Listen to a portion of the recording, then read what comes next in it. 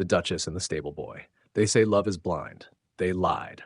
Love, when it burns between a duchess and a stable boy, sees everything: the cold walls of duty, the searing lines of class, and the devastating cost of a single stolen glance. Trapped in a loveless marriage and a gilded cage, Duchess Evelyn Hawthorne found salvation in the quiet strength of Samuel Drake, the man who tended her wild horses.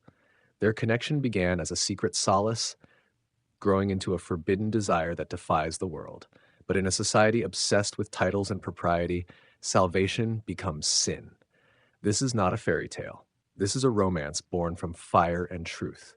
Will their secret destroy them, or will their courage grant them a freedom worth fighting for? Dive into their story. Like, share, and subscribe to follow this epic, heart-wrenching tale. Chapter 1. The Duchess in the Garden. The air was thick with the scent of damp earth and late-blooming roses, a suffocating sweetness that mirrored the gilded, oppressive atmosphere of Hawthorne Manor. Duchess Evelyn Hawthorne moved through her vast, manicured gardens, a figure of solitary grace against the backdrop of imposing stone and clipped yew.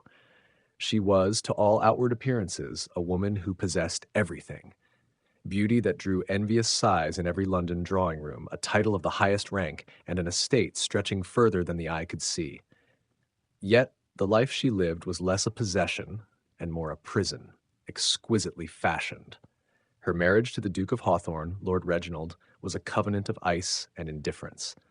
20 years her senior, the Duke regarded his wife as he did his finest stallion, a beautiful, necessary accessory to his ambition.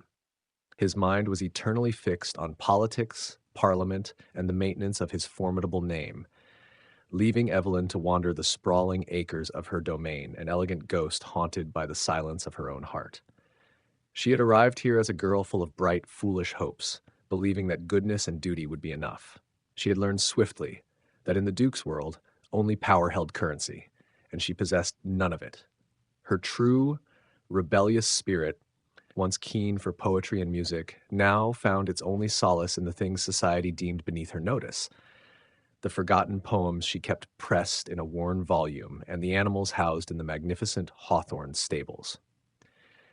These creatures, with their honest power and uncomplicated loyalty, were blessedly free from the scrutiny and cold judgment that defined her aristocratic life. It was to the far less trafficked edges of the park she drifted this morning, drawn by the sound of agitated whinnies. A new acquisition, a magnificent black stallion rumored to be wild-tempered and practically untamable, had arrived the day before. The animal's spirit was legendary, and the Duke's men had struggled all morning to manage its fiery disposition. Evelyn stopped behind the crumbling stone wall of the old hunting lodge, peering over the ivy to the central training paddock. Two stable hands were holding the magnificent beast, their faces strained with effort, the stallion bucking and tearing at the reins with a desperate animal fury. They were strong men, certainly, but their strength was met only with the horse's escalating panic. Then a new presence stepped into the paddock.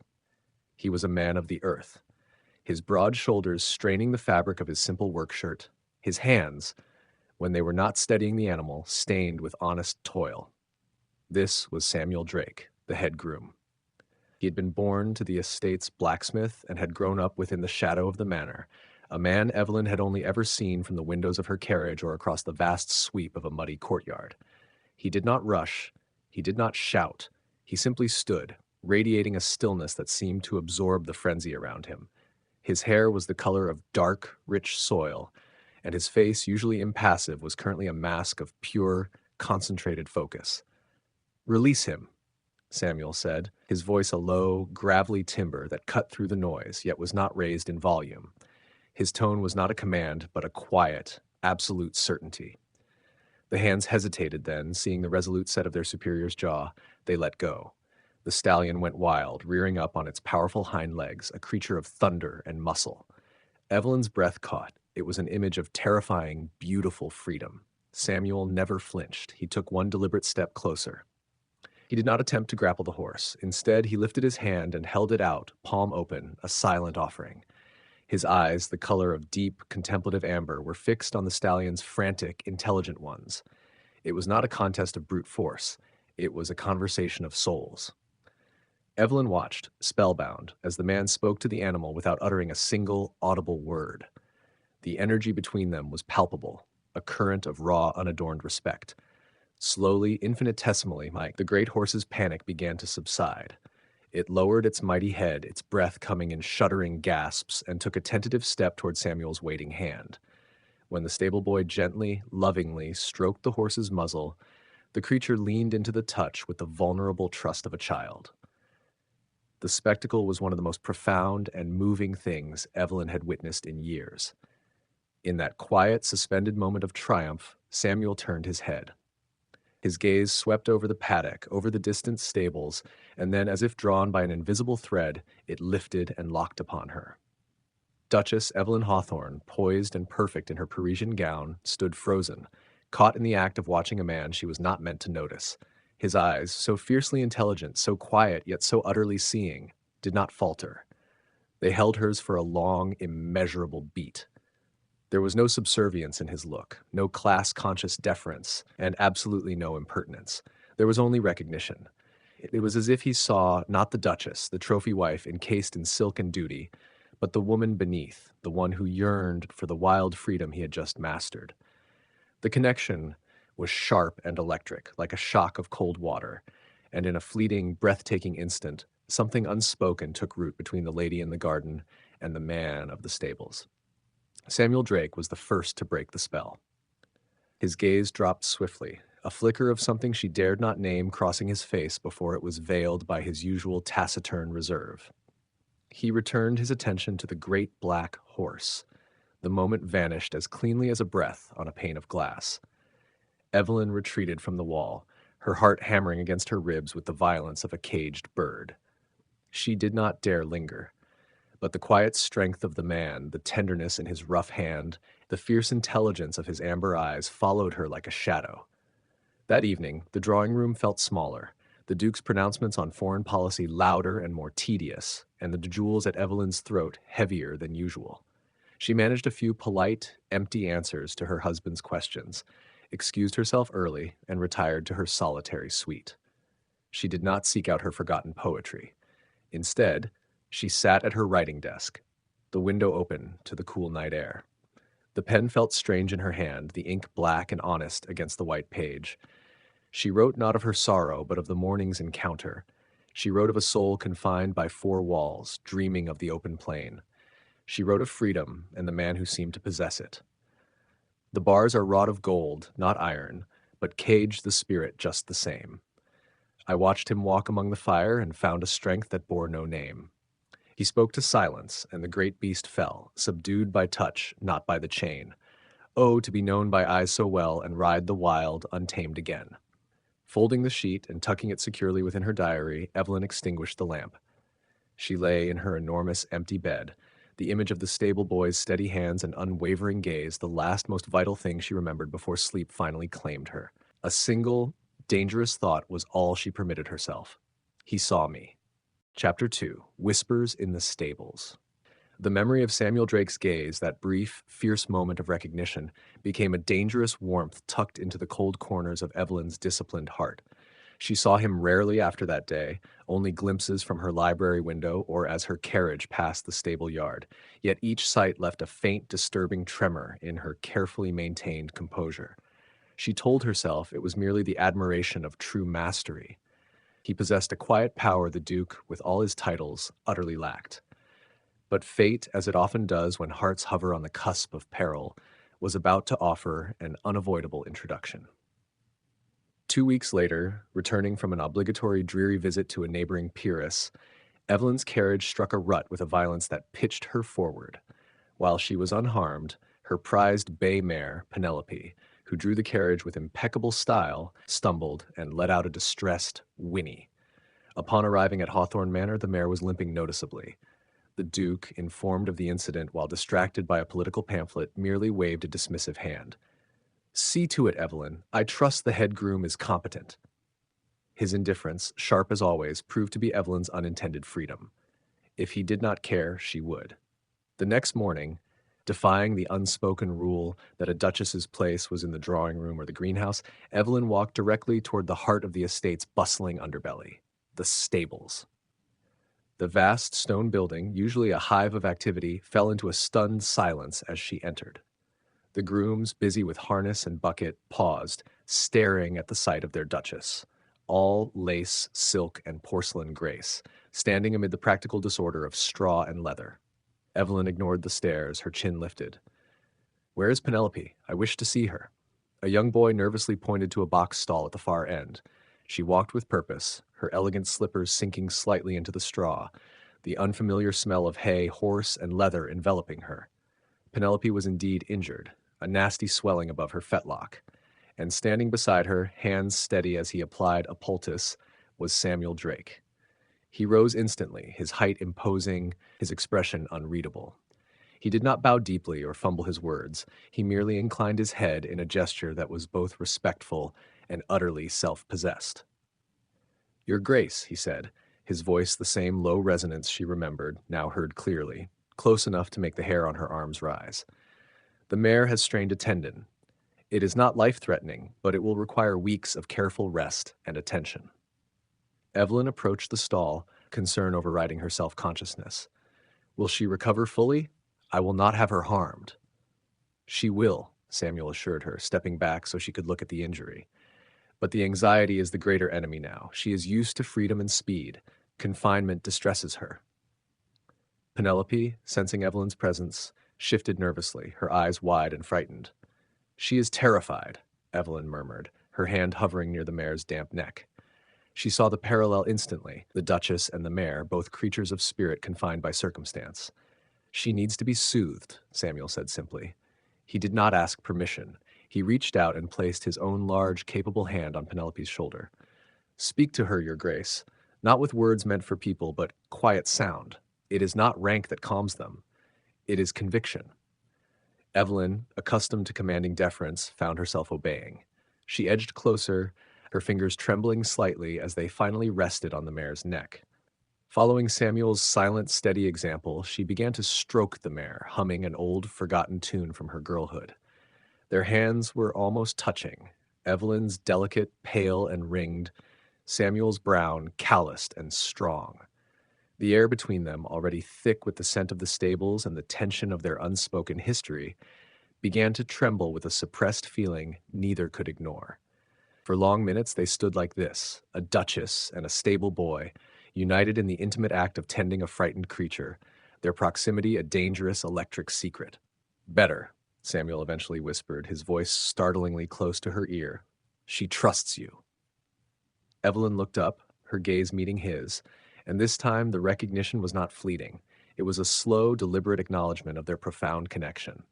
It was too long, too direct, too intimate for the setting. His eyes held a banked, quiet fire, and in that moment Evelyn knew with terrifying certainty that he desired her, a desire as forbidden and overwhelming as the sea.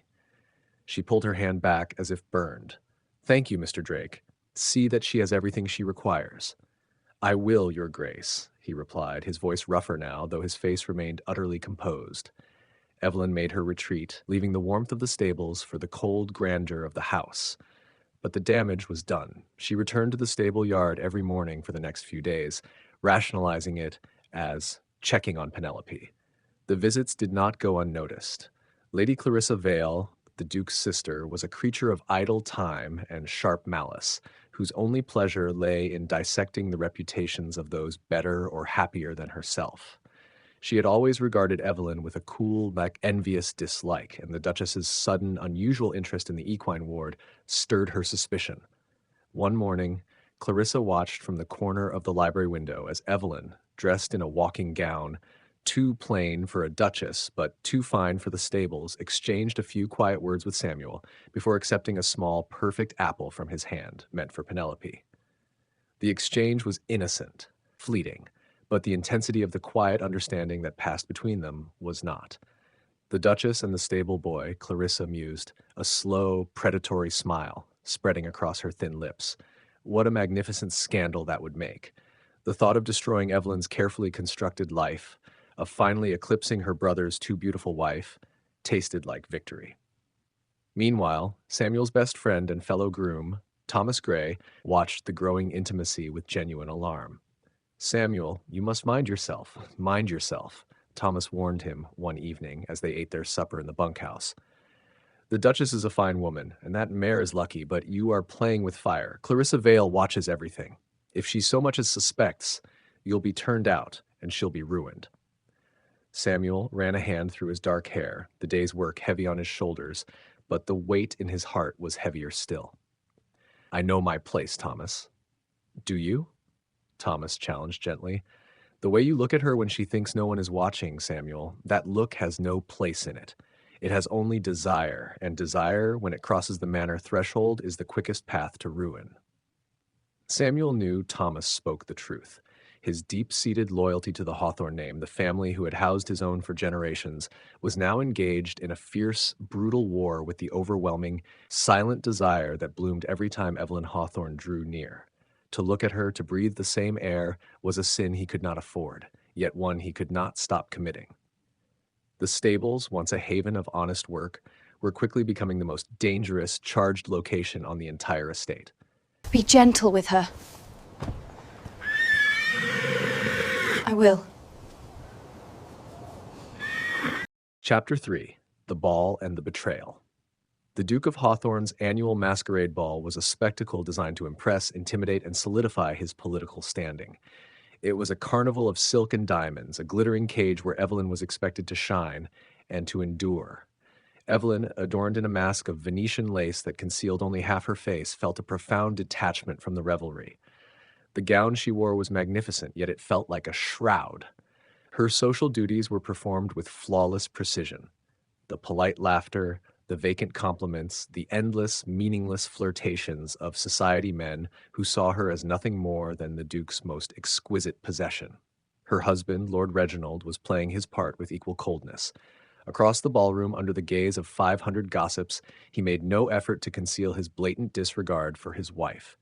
He was flaunting his newest interest, a flamboyant, rather foolish young woman, with a cruelty that was both calculated and familiar. Evelyn watched her husband present his mistress with a diamond bracelet, his gesture a public, brutal humiliation. The collective gasp of the room was muted by the violins. The shame was sharp and immediate, slicing through Evelyn's remaining defenses. She felt not anger, but a profound, aching weariness. It was the final straw in a long, cold marriage. She was tired of performing, tired of pretending the gilded cage did not suffocate her. Unable to breathe the air thick with perfume and betrayal, she made her escape. She slipped through a side door and down a rarely used corridor, the heavy velvet of her skirts rustling a quiet protest against the stone floor. She ignored the music, the lights, and the demands of propriety, seeking the only place that felt like an honest refuge, the moonlit gardens. The cool night air was a shock to her heated skin. She lifted her mask, letting the clean scent of jasmine and earth fill her lungs. She walked until the music was merely a distant thrum, standing beside a thicket of ancient roses, looking up at the high, silvered moon. In that moment, stripped of her role, she was simply Evelyn, disillusioned and desperately lonely. Your Grace? The low, familiar voice startled her, pulling her instantly back to reality. She turned quickly, her heart leaping. Samuel Drake stood a few yards away, emerging from the deep shadows of an oak. He was not in his stable attire, but wore the simple, dark livery of the manor's higher servants, a uniform that only served to emphasize the raw, powerful cut of his frame. Mr. Drake, she managed, her voice trembling slightly. What are you doing here? He stepped closer, his face shadowed, but his eyes were visible, reflecting the moonlight, the same fierce, clear amber she remembered. I was sent to search, Your Grace. The Duke's sister, Lady Clarissa, reported losing a diamond brooch in the maze earlier this evening. I was told to look carefully before the guests disturbed the area further. Clarissa. Even in her moments of peace, that woman was a serpent. Samuel stopped a respectable distance away, but the space felt entirely too small. He looked at her, not at the diamonds at her throat, but straight into the raw vulnerability in her eyes. The mask she held in her hand felt meaningless. He saw her, fully, clearly, without effort. You should not be out here alone, Your Grace, he said, the concern in his tone a gentle, dangerous caress. And you should not be here at all, she whispered back, the rules of society suddenly feeling like cobwebs easily brushed aside. Go back inside, Samuel. You risk too much merely speaking to me. I risk nothing I haven't already accepted, he replied, the honesty in his voice ringing out in the stillness. He took a hesitant, deliberate step closer, closing the final gap between them. I saw what happened tonight, Your Grace, the way the Duke disregarded you. Evelyn flinched, the shame returning. It is nothing of your concern.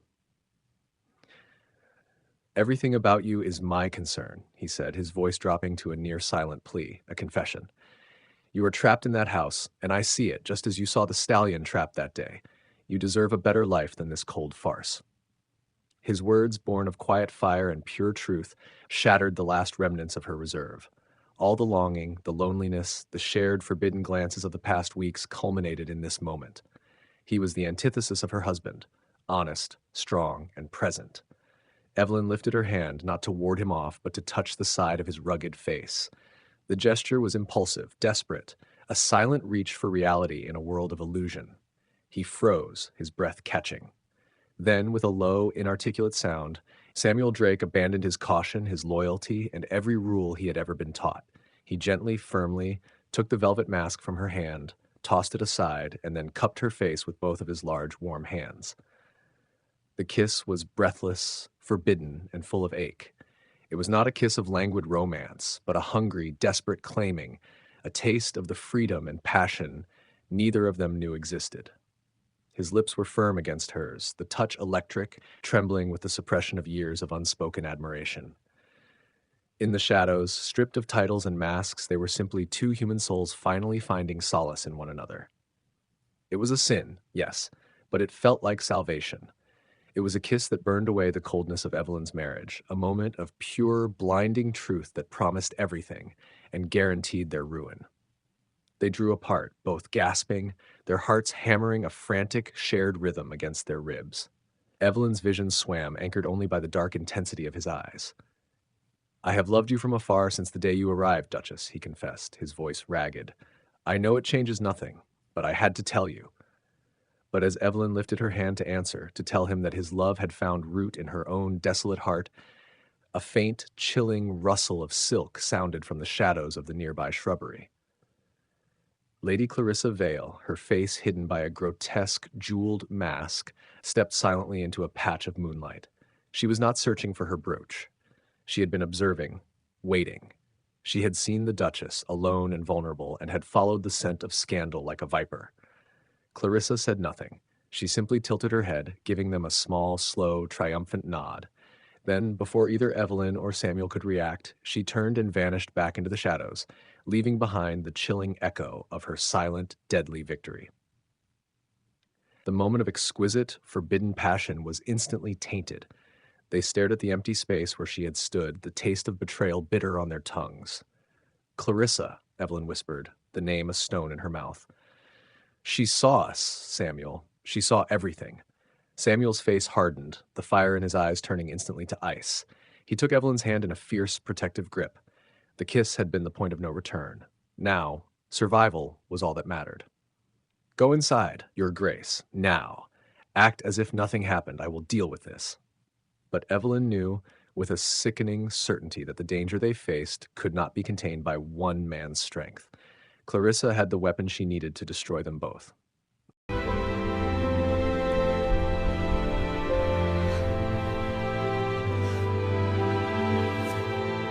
The kiss, the betrayal, the shadows of the moonlit garden dissolved their titles, leaving only two trembling hearts. It was a kiss of devastating truth, a desperate reach for freedom that neither will ever forget. But a watchful serpent saw it all. Lady Clarissa Vale has the weapon she needs to destroy the Duchess and banish the man she loves. The passion they shared has given way to cold, calculated retribution. Evelyn has chosen love, but at what cost? This was only the beginning of their story. Part 1 ends here. Do not miss a single moment of the drama.